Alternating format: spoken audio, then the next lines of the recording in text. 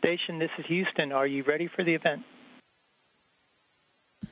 Hello, Houston. We're ready for the event. The New York Times, this is Mission Control Houston. Please call station for a voice check.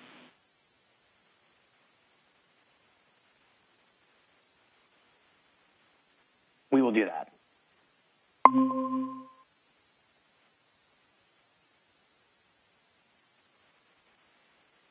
That was cool. Hello, New York Times. Cool. New York Times, this is the International Space Station. How do you hear us?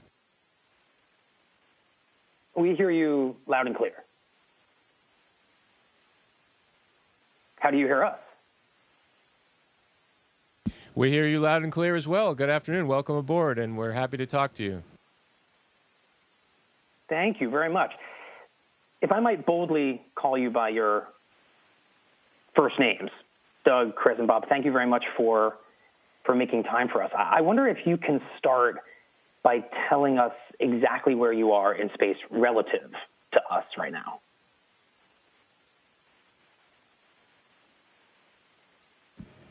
Well, while I kick things off, Bob's going to pull up our mapping program. Right at the moment, we didn't have it on the computer. Sorry about that. But suffice it to say, more than likely, we're above some water.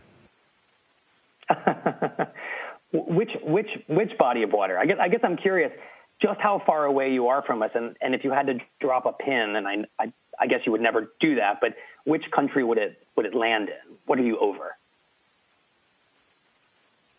Let me answer that question in about 20 seconds. We're depending on a computer to open up a program, but we're orbiting 250 miles above the Earth, and it looks like we are a beam of Baja California, just a little bit out into the Pacific Ocean. Mm-hmm. So over America.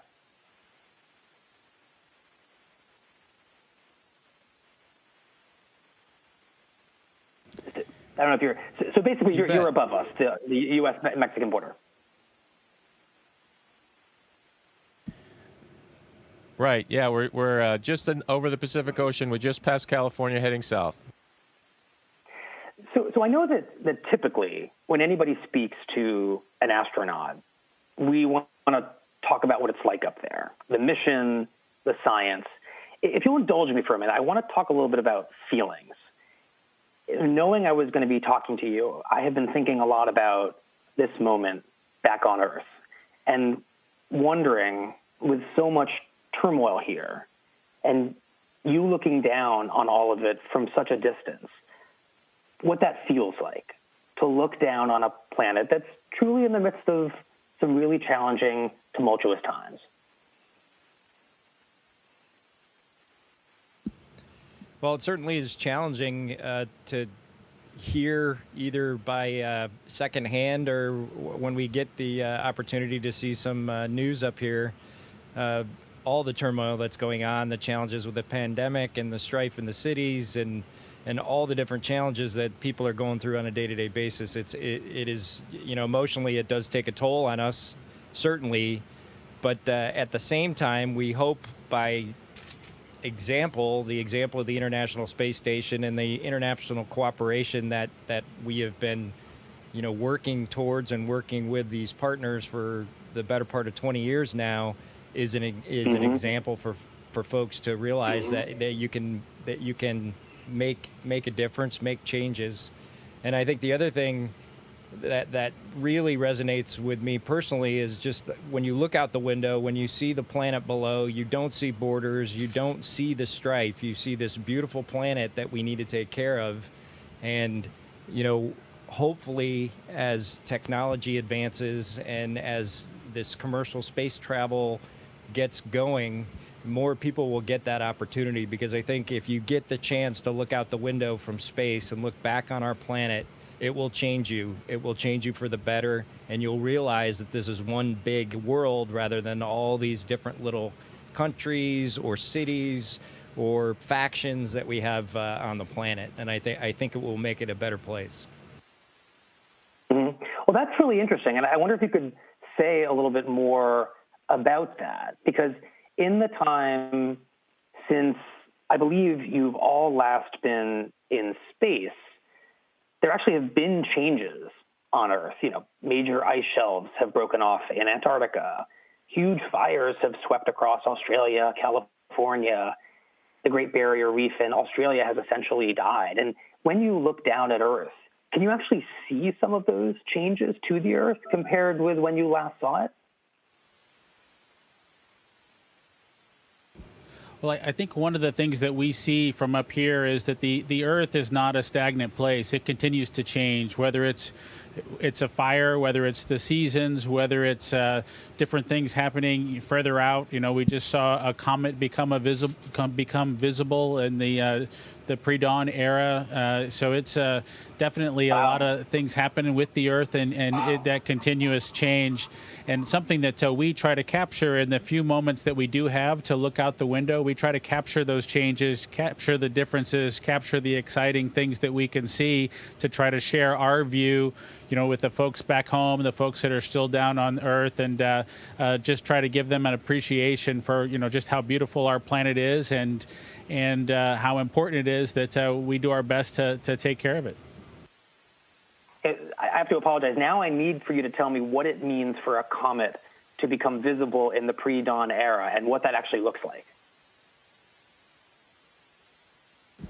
Well, the comet that I'm referring to was really close to the sun, and so it needed to get far enough away from the sun that we could actually, look at it and see its dim little light that was visible in darkness, but kind of blinded by the sun, if you will, if you looked too closely at it. And so if we got to a situation at dawn right before the sun came up, that comet became visible during that short period of time when it was still close to the sun, but the sun was still hidden by the Earth. And so it was just an awesome sight to be able to see. All these changes are just examples of our world around us. It's not a stagnant place. It continues to change. It continues to evolve. And part of our job is to capture that change and share it with people. Station, this is Houston ACR. That concludes the New York Times portion of the event. Please stand by for a voice check from Fox News.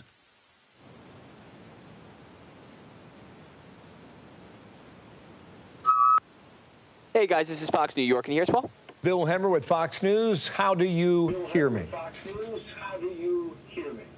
Hi, Bill. Loud and clear. Welcome to the space station. Excellent. Thank you, gentlemen. NASA astronauts Bob Behnken and Doug Hurley captivated the world with their historic launch into space about a month ago. They were about halfway through their mission aboard the International Space Station. They join me now, along with ISS Commander Chris Cassidy. And good afternoon, gentlemen. It's great to see all three of you. Hi there. Thanks a lot. Great to be with you. I am most interested in your return to Earth, which may happen in early August, date to be determined. And you're doing sort of an old school space reentry into a new age world. You will use parachutes to slow your descent. They can be tricky. A water landing hasn't happened since 1975. So Bob Behnken, how are you getting ready for this? Well, right now what we're doing is wrapping up our mission on board the International Space Station. We've turned into long-duration crew members here in probably about 3 weeks. We'll get a good, solid review of all the procedures we need to be familiar with prior to entry, just to cover those things you discussed, make sure that we understand how the sequence of events when we slow down and re-enter the Earth's atmosphere should play out, and we can monitor Dragon's performance to make sure that's doing really well.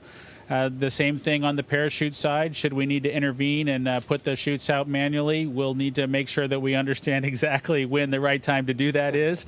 But I think right now our biggest focus is for Doug and I is taking care of ourselves so that we're ready, like any astronauts who are coming home, to be in the best physical condition that we can be in. That splashdown, like you referred to, is a little bit of an unknown, at least for our generation of astronauts. And so we'll want to be at our best when we splash down while we wait for the SpaceX team to pull our capsule out of the water and get us out of the capsule.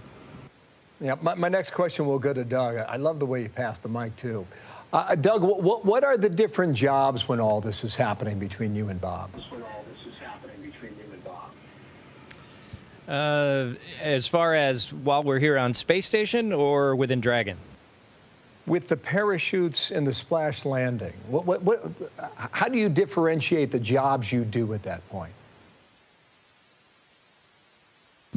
Well, it's, we've had, at this point, several years of training on the Dragon, and my seat has the manual push buttons for a lot of those features if they don't work automatically, and then both of us are kind of following the procedure as we descend back into the atmosphere. So there's different gates that we have to meet. We'll do our deorbit burn, the trunk will detach, and then we'll slow down as we descend through the atmosphere. Then the drogue chutes will come out, and we'll monitor all those things, and then the mains come out, and then the splashdown. So we'll hopefully, with Dragon, it's an automated vehicle with manual backup capability. So we'll monitor it, and if we have to intervene, that's what we'll do. Yeah, you could be bobbing in the ocean for a while. We will see how long that goes. Hey, Chris, how are your new friends up there? I mean, are they good roommates?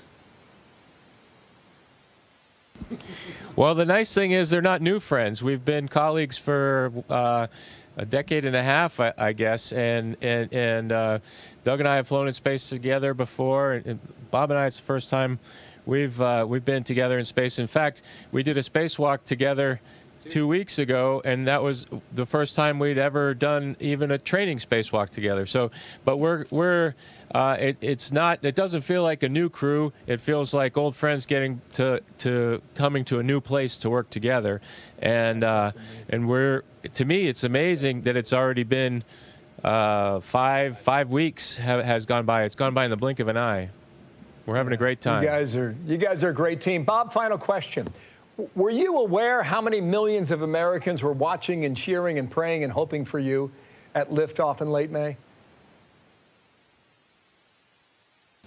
We heard a lot about that after we got into orbit, a lot of emails and well wishes, and I think some speeches were even made after we got on board to us talking about the historic nature of our launch, since it had been so long since the shuttle had launched, and how important it was to bring launches back to the Florida coast in America.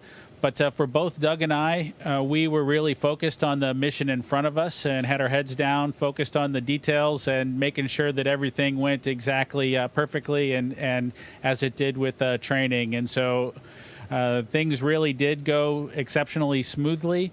But we did have to take the time to be ready for all the things that could have possibly happened with a new rocket launch. And so I would say that real time, we were really focused on the mission, and it was just wonderful to hear all the well wishes and hear just how many people had followed along with us through that entire adventure once we got into orbit. We're hoping that when Land America happens, they're paying attention as well. Station, this is Houston ACR. That concludes the Fox News portion of the event. Please stand by for a voice check from USA Today. Hello? This is Ledge King with USA Today. Hi, how are you? This is Ledge King with USA Today. Welcome aboard. Thank you so much. It's an honor to talk to you three. I don't have much time. I will get to my questions as quick as I can.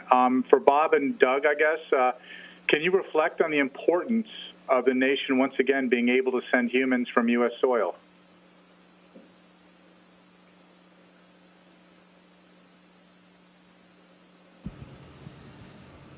Yeah, it was a tough proposition to swallow back in 2011 when the last shuttle flight flew, and we had no capability from the United States to launch us into space. It's great to be back in that business again.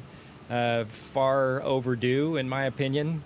But by the same token, our Russian partners were incredible as we were able to fly to the space station in ones or twos on board Soyuz.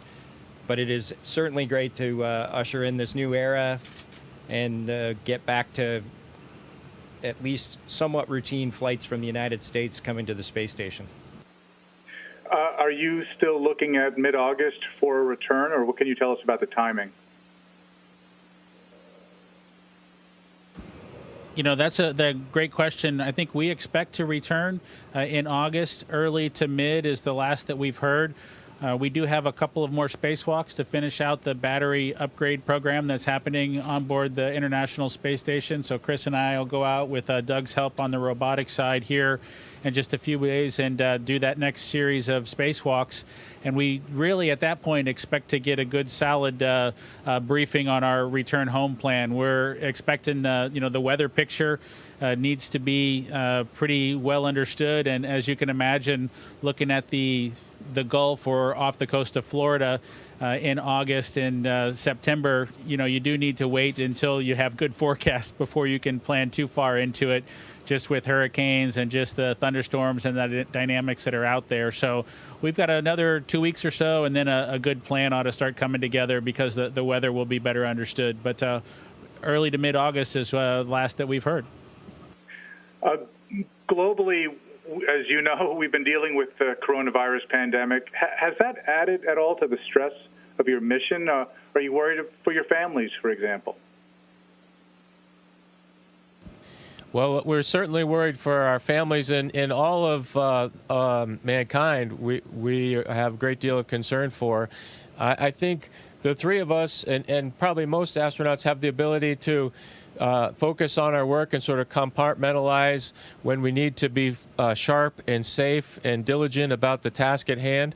But when it's off-duty time, we're quick to find the latest news from our hometowns, our families, and find out what's going on. And we can watch the news a little bit, and of course we keep up with all the world events. So it is on our mind a lot, just like every citizen of the world, and we hope all the best of health for everyone. Doug, your Earth shots are spellbinding and breathtaking. What are you trying to capture? And has the reduction of carbon emissions from human activity made Earth a crisper subject? Well, I think, personally, it's just trying to convey to as many people as we can, and I think we all try to do it, just what we see with our eyes when we look out the window up here and how different it is to view the Earth from space than it is maybe to be standing on the ground somewhere. And just all the differences and all the dynamics of the globe, the clouds, the way the water flows into the ocean, the different features in the ocean, the different features on land, and just trying to convey that it's just an almost an emotional response that you have when you look down at the planet, and there are certainly places that catch your eye. For example, the Bahamas. It's every time we fly over the Bahamas, that just vivid blue that you see that surrounds those islands is just unbelievable, and you only have to look out the window for about a tenth of a second and you recognize it's the Bahamas. And there are other places like that. The Himalayas are like that. The Rocky Mountains are like that. The Midwest of the United States, it's very easy to recognize, and each of it just offers its own beauty to the eye. Thank you very much, and good luck back. Thank you. Station, this is Houston ACR. That concludes our event as we count down to 20 continuous years of humans living and working on the International Space Station. Thank you to all participants from the New York Times, Fox News, and USA Today. Station, we are now resuming operational audio communications.